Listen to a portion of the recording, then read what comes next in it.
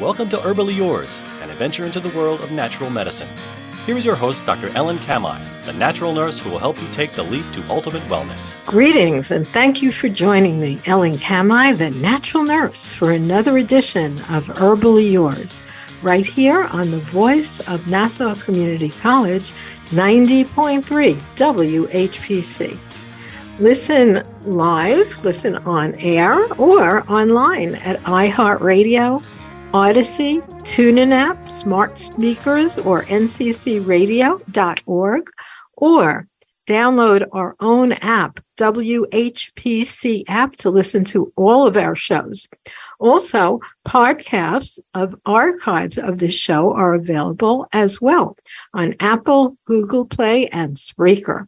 So thanks for joining me, Ellen Kamai, the natural nurse, and Herbally Yours consistently brings you the latest information about the many facets in the world of natural living. And our show has actually been on since 1989, so we've been doing that quite a while. Today, we are so happy to have Mr. Kevin Stone as our guest, and he is an internationally renowned master hypnotist. He has worked with thousands of individuals, including many celebrities, and he has been called America's most trusted and awarded hypnotist.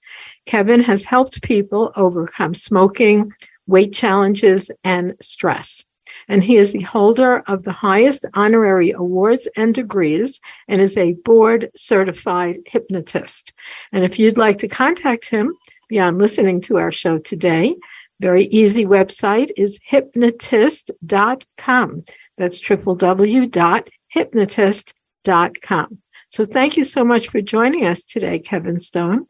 Well, it's my honor. Thanks for having me.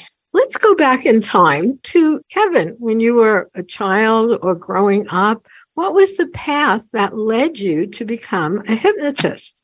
Wow, I love that. Now I'm going to be a time traveler. Let me. That's quite some time, I can tell you that. So let me think for a second here. What really motivated me to become who I am today? Great question. Basically, I've always had an interest in hypnotism. I think, like a lot of people, because I see it on TV or in the movies, and they think, what a fascinating thing of how that works. And then, of course, there's a lot of stigma that comes with that, but I'm sure we'll get into that in a moment. But I was always fascinated by how it worked, why it worked, and what it could do. And my first introduction to it was a comedy stage hypnosis hypnotist doing comedy stage hypnotism. And I thought even more fascinating. Well, I never really knew where to go because back in those days, not that I'm that old, but back in the day, there was no internet. There was no quick and easy access. All you had was access to books in the library. And so I had read most of those through my younger adult life, and it was limited until I moved to California. I had forgotten all about it, moved on to other degrees and had different interests. In my original degree is in, I have a BA in communications. So my career at the time was what I thought I was going to be and become was a news anchor. That was the goal. Moved to California and found the only college in the United States of America that was accredited and gave you college credit for learning this modality. And I thought, well, I'm in between, and every time I'm in between jobs or whatever it is that I'm doing, I always go back to academia, always. Because, life is a learning journey, and I want to learn as much as I possibly can while I'm here. So I found this program, offered college credit towards my degrees, and I thought, why not? I'm going to do it. So I signed up for the program. I really didn't take it all that seriously because my thoughts at the time were basically what most people probably listen to this program. They were cynical. They were just not serious about what it was because I really didn't understand it. And, education and information is power. So once you understand, then you have a better idea about what it is and what it isn't. So I didn't take it very seriously until we went on a field trip to one of the most famous hospitals in the world, which is Cedars-Sinai here in Los Angeles. And there was a C-section being performed, and there was no drugs, no epidural, nothing. It was straight hypnosis. And from that moment forward, I was pretty much convinced as to how this modality works. So you're saying the woman that was undergoing childbirth was just being using hypnosis to get her through that without being in tremendous pain, rather than something like a drug, like an epidural. Yeah, there was nothing else but hypnosis in with her. Now, she was already prepped. We were already told she was prepped by 6 sessions. And she was told to let out, she was a famous opera singer from Italy. And she was told to let out a note if there was any discomfort or pain, then they would, of course, give her the epidural. But there was nothing. She basically, when the time came for the C-section, the hypnosis, they now call it hypnobirthing, but back then they didn't have a label for it. They didn't have that fancy word yet. No, they did not. And so she went through the entire process pain-free. And that pretty much convinced me and made me a believer, because I witnessed it firsthand. We were behind a 2-way mirror. Everyone was aware of what was going on, but the whole class was behind the 2-way mirror watching this process unfold. And from that point forward, I was just like, my mind just basically exploded from the experience. So I had issues like anyone else in life. And the first thing that I did in one of our practice sessions was to stop biting my nails. And I was a fairly, I was in my 30s at that point. And I thought, this is disgusting to be biting my nails. And that was the first thing that I worked on. And then, of course, I made multiple changes throughout the course of my life. And now I help millions of people to do the same. It's quite amazing. One personal experience I'm thinking of is actually my mom, because at one point she had to have polyps removed from her throat. Right. So when she saw her surgeon, I had gone with her. Her surgeon said that he is a hypnotist. And would he be allowed to use hypnotism as he was putting her under for this surgery, so that he could give her suggestions to never smoke again? Wow. And she agreed to that. And he said, that's great, because especially when people are undergoing anesthesia, there's a point in time where a suggestion can really be solidified. Absolutely. Yeah, absolutely. So he did that. And I'll tell you, she was about 70 when she got that surgery done. So now she's 94. And she never did smoke again. It really worked. So. Yeah, absolutely. You see, there's suggestion all around us. The most common form is what is called environmental hypnosis or suggestibility, where it's very common. It's right there in front of us. And we go in and out of hypnosis about 1,000 times a day. That's how natural of a state that it really is. It's a natural, organic process. And if you harness the power of it, you can do things just like your mom did and basically change your behavior in your life. Because you have to remember, all behavior is learned behavior. And so guess what? We can unlearn it.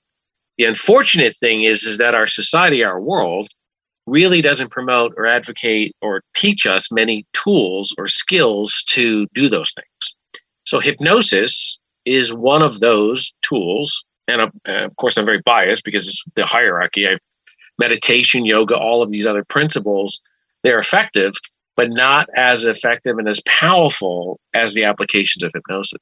Well, one, I guess, sort of downside, maybe theoretically, we'll ask this to you, that people wonder about hypnosis is, can it initiate you to have an action that's actually against your will? Absolutely not. Now, I'm a little bit guilty about that as well, because I there's two components. Well, there's many components to me, but there's 2 companies that I run: an entertainment company and the medical hypnotherapy side of hypnosis. And the stage shows, comedy stage shows, what people see, just like they see in TV and in the movies, is what they really think is happening, that this hypnotist or this dark hypnotist is in control of this particular individual and making them do things that they wouldn't normally do. And that's just not the case whatsoever. So In that's actuality, that's the things that you see in movies and TV and stage shows. Yes. It's just not reality. And this is how I joke with people, basically telling them, look, if I had that ability, I wouldn't even be having this interview. I wouldn't have to do anything. I just go to the bank daily, hypnotize the tellers, put the money in my car, and speed off. So it doesn't work that way. It's in actuality, when you're in a true hypnotic state, you're much more in control than you are in a conscious state of mind. Well, that's interesting, because I'm sure I've seen at shows that I've attended where they do something where they tell somebody, okay, do something funny, take your shoes off in 10 minutes or something like that. And then they do it. Right. So what's that about? Well, that's pure entertainment. And people who come to the stage in that kind of a platform understand exactly what they're going to do, because they're conditioned to do that. Just like, again, I mentioned earlier, it's what is called environmental hypnosis or suggestibility. Advertisers use this.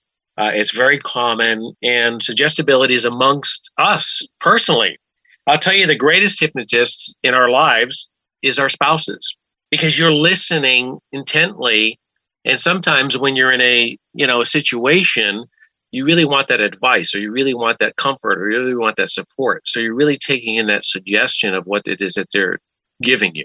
And so this is how common it is. So in a stage setting, they know exactly what they're going to be doing once they take the stage. It's entertainment, it's comedy. They're going to dance around. They're going to use their shoes as phones. They're going to do all of these perceived silly things, and they're not harmful, but it's just expressing their personalities and giving them the vehicle to just express who they are and having a fun time doing it. So you think the people who are chosen from the audience or something, they know what they're going to be asked to do beforehand, and that they're kind of going along with it, which is not the same as the serious kind of hypnosis that you're involved with. That's correct. There's medical hypnosis, which is very different from a stage setting.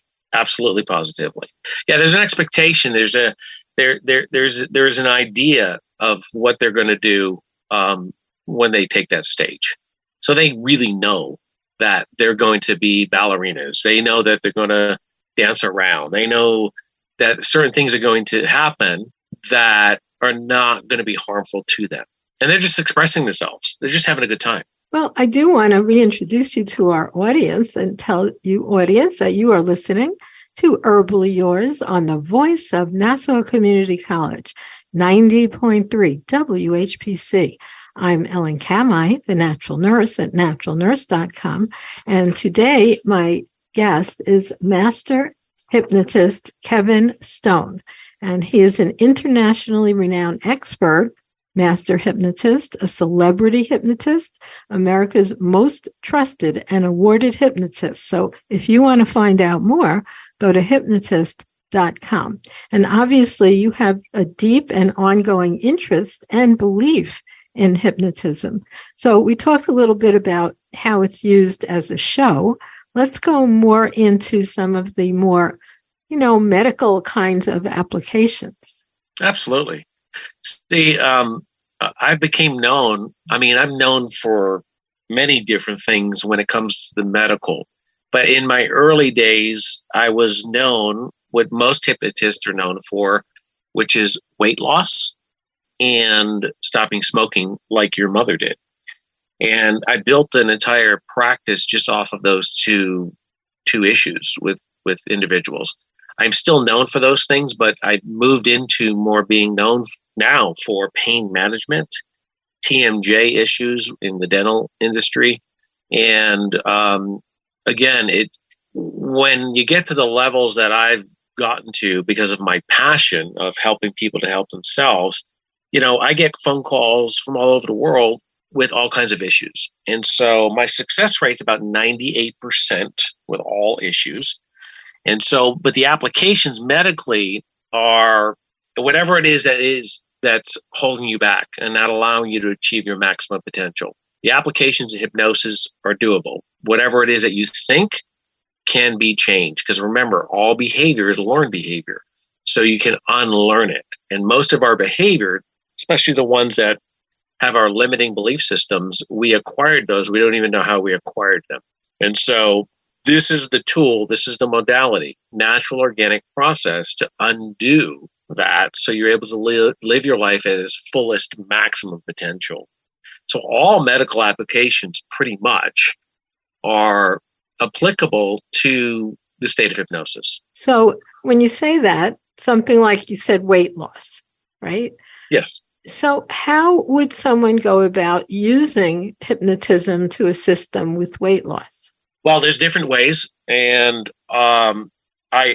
you can either go see now I'm board certified, so you get your different classes of, just like in the medical field, and different doctors and different degrees. Well, you know what? Since you brought that up, please let us know, what does that mean that you're board certified? Board certified means I'm at the higher level of medical hypnosis or hypnosis in general, and understanding and acquired those degrees and those accolades that come with it to give more of a service as a board certified hypnotherapist, as opposed to a certified hypnotherapist or just a general hypnotist. So it's the qualifications, it's the background, it's the education, all of the above.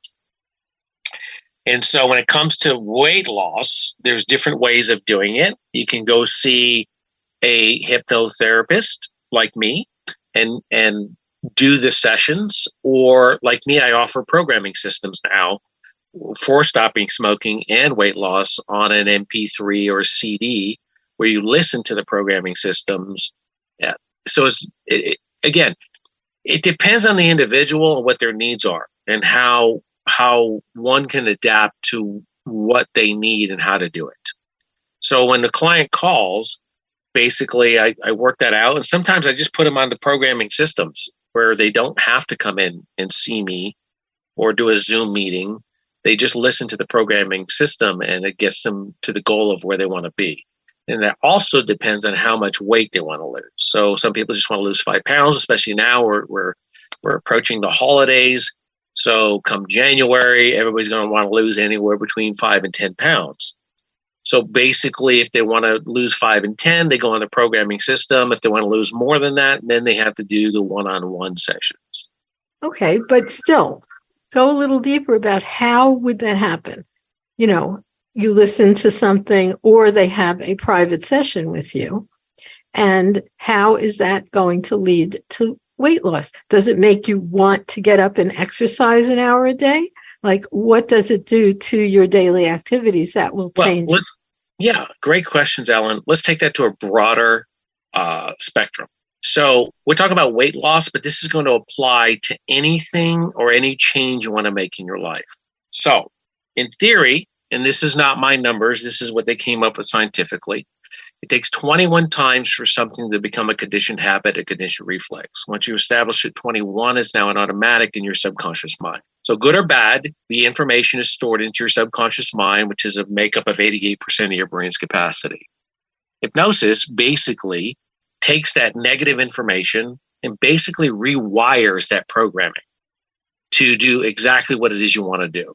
So if it's 5 pounds you want to lose, 10 pounds you want to lose, 20 pounds you want to lose, 50 pounds you want to lose, it's basically rewiring your system. So you're not doing things to continue to gain the weight. You're not doing things that allowing you to not reach your maximum potential.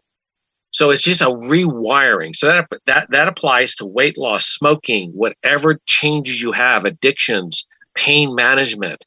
It's all how the mind-body system connects and what that mind is doing that is not allowing you to do what you want to do. So the hypnotist will reprogram your most dominant part of your brain, which is subconscious mind. That's where all information is stored.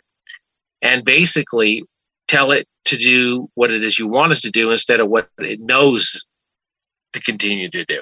Okay, but so for instance, if people are smoking cigarettes, let's say, Yeah. That's a behavioral pattern. They're used to lighting up a certain time and very often associated with taking a break. I noticed with people who smoke. So, but some of it And is a cup truly of coffee. You're right. absolutely correct. It goes Cup together. of coffee in the same area is how they don't realize they're doing that, but they're reinforcing the conditioning reflex of allowing the brain to think it's okay to do that. Yes. But there's also a component of actual receptor sites that get filled with nicotine and then send you messages that you want more. Correct. So there's a physical as well as a psychological and habituation kind of issue. Yes, absolutely, positively. So once the patient understands, again, knowledge is power. Once the patient understands that, then the programming begins. Because now you're allowing your mind-body system to connect. And the connector is the hypnosis. And once they're under the hypnosis, which is basically a higher awareness state or a relaxed state of mind, very, very similar to, now you live in Florida, so maybe you have some cold mornings, but I originally come from New England. And even here in California, we've had some cold mornings, a little bit here now. But it's very similar to when you wake up in the morning, how the feeling is. When you wake up in the morning and you don't want to get out of bed, it's that euphoria that you're feeling. That's what most people experience in a hypnotic state. So once the mind and body connect in that way, you're able to reprogram it to do what it is that you're wanting to do. So when you say you're reprogramming it, so if someone wanted to not smoke anymore, yes, they'd have to truly have that desire, because sometimes just their wife wants them to not smoke anymore. Not that they really get that all the to. time. That's correct. That's the first qualifying question. Why are you calling today to stop smoking, let's say, right? Or any issue. Let's put it that way. It's every issue. So if you want to get specific, we'll talk specific to keep it simple. So why are you calling to stop smoking? Is it for you or is it because of the pressure of your family or your spouse wanting you to stop smoking? Well, I don't really want to stop, but I have to keep my wife happy. Well, guess what? You're wasting your time. When you're ready. That's great. So you would actually tell that person, don't bother putting your time and money into this at this point. Oh, absolutely. That's just ethics, right? Because I'm bound by the medical ethics, just like everyone in the medical field. And so absolutely positively, that's in the initial consultation of setting up the programming system for that particular patient. Absolutely. I will tell them, look, when you're ready, call, and I will help you to get where you want to go. I will let them know immediately. And sometimes, even if they're willing and wanting and they want to do that, it still takes that first initial session to really determine whether or not that particular patient, this modality is for them. Hypnosis is not for everyone, just like different surgeries are not for everyone.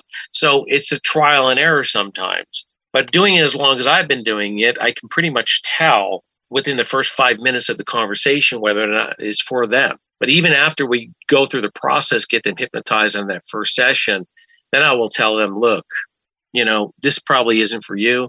You probably need to go to another type of a therapy to get successful in what it is that you're wanting to change. That's very rare, especially with somebody like me. But I'll tell you right up front, because the reason my success is what it is globally is because of the work that I do and the passion that comes with it to help people to help themselves. And so I'm not here to waste my time or the person calling me and their resources. I'm there to make them successful, because if they're not successful, I'm not successful. So I'm interested in, again, helping people to achieve their maximum potential in life, just like it was for me when I was a younger man. And look, I'm human too. I'm still working on different things in my life with this modality to achieve what it is that I want to achieve.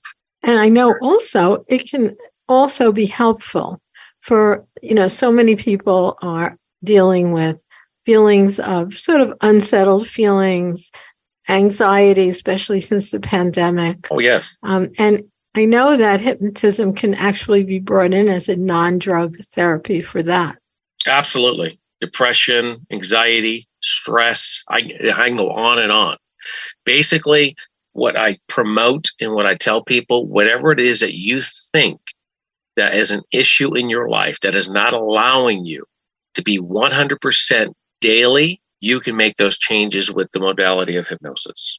So what did, just share with us, let's say in an unusual situation that you remember that where hypnotism really helped somebody have a better quality of life. Mm-hmm. So I'm sorry, what's the question? Just give us an example that pops into your head of one of your clients. Oh my goodness. I mean, I just coming off of to do this interview. I'm in the middle of, because again, I'm in California, so it's a little earlier for me, but I'm in the middle of doing sessions right now, and I took a break to do this interview. So I'm currently helping many patients deal with the pandemic, and a lot of them have some sort of stigma with that, where they really feel that they still have COVID when they really don't. And I've spoken with their medical doctors. I've spoken with all the people on their team who is helping them through this process, and it's all behavioral. It's all how they've conditioned themselves to create all of this secondary gain that's not really helpful or positive in their lives. And so their mind and their body really feel that they're still in that COVID state. And so I'm basically helping them and redirecting them to think differently and to allow themselves to let go of what's not really there. Well, I want to thank you so much for being our guest. That was a fascinating conversation, and people may want to look into hypnotism. A very good thing to do is, if you do want to do that, contact our guest, Kevin Stone, master hypnotist and board certified hypnotist at hypnotist.com. So thank you so much, Kevin, for being our guest. I'm honored to be here, and I thank you so much, and I hope everyone has an awesome day.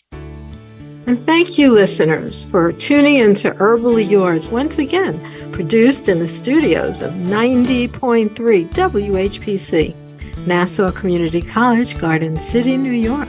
For further information, email us at whpc@ncc.edu. This is your host, Ellen Kamai at naturalnurse.com, inviting you to join us next week for another edition of Herbally Yours. Until then, stay healthy.